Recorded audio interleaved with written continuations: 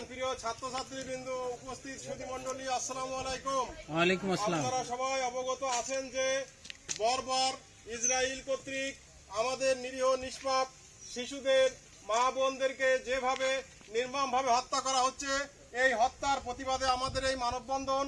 এই হত্যাকাণ্ডকে নিন্দিতভাবে ঘৃণা ভরে ধিক্কার জানাই আমরা বিশ্ব মানবতার যেন আবারও জাগ্রত হয়।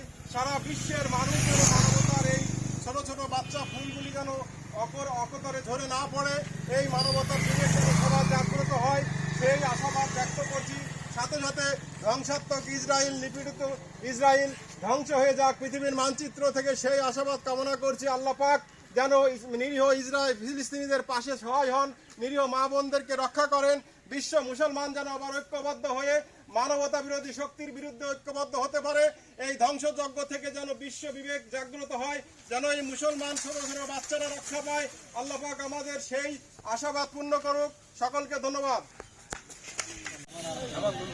একটা ভিডিও নিছি কইলো এটা।